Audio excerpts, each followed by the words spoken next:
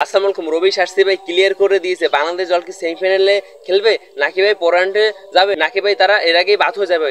রবি শাস্ত্রী ভাই বলেছে বাংলাদেশ এখন যে গ্রুপটা পড়েছে এই গ্রুপটা অনেকটা একটা কঠিন গ্রুপ। এই গ্রুপে আছে দেখুন নিউজিল্যান্ড, পাকিস্তান, ভারত, বাংলাদেশ। দেখুন নিউজিল্যান্ড অনেকটা একটা শক্তিশালী দল, কিন্তু দেখুন বাংলাদেশ এর আগে ভারত এবং পাকিস্তানকে অনেকটা বিপদে ফেলেছে। দেখুন বাংলাদেশ ক্রিকেট দল এখন আগের থেকে অনেকটাই দুর্বল হয়ে গেছে। দেখুন বাংলাদেশ ক্রিকেট দল আগে অনেকটা শক্তিশালী ছিল ওয়ানডে ক্রিকেটে, বিশেষ করে দেখুন বাংলাদেশ ক্রিকেটে দেখুন সাকিব আল হাসান নেই, তামিম ইকবাল নেই, মাশরাফি নেই।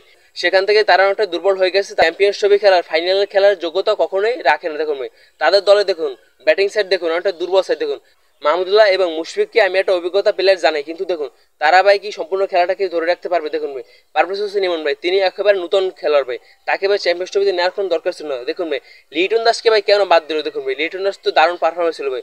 রবি শাস্ত্রী দেখুন বাংলাদেশ ক্রিকেট নিয়ে অনেক কথা বলেছে, আর দেখুন রবি শাস্ত্রী বলেছে দেখুন বাংলাদেশ ক্রিকেট দল সেমিফাইনাল কখনোই খেলতে পারবে না। দেখুন এই পর্ব থেকে পরের ধাপে যাবে পাকিস্তান এবং ভারত, আর দেখুন নিউজিল্যান্ড বাদ পড়ে যাবে। দেখুন নিউজিল্যান্ড অনেকটা একটা শক্তিশালী দল, আমি এটা মানছি। দেখুন নিউজিল্যান্ড সব টিমকে আপসেট করতে পারে। দেখুন তারপরও নিউজিল্যান্ড এই দল থেকে বাদ পড়ে যাবে। বোলিং লাইন অনেকটা শক্তিশালী হয়েছে, নাহিদ রানা, তাসকিন আহমেদ, মুস্তাফিজুর রহমান, খালেদ আহমেদ, হাসান আহমেদ। দেখুন তারপরও দেখুন আমি তার ভাই ব্যাটিং সাইড দিয়ে একটু শক্তি পাচ্ছি না। দেখুন পারভেজ হোসেন ইমন, তাহাত হৃদয়, তারপর দেখুন জাকির আলী অনেক, তার ভাই একেবারে নতুন ভাই, তাদের ভাই চ্যাম্পিয়ন্স ট্রফিতে আর কোনো দরকার ছিল না ভাই।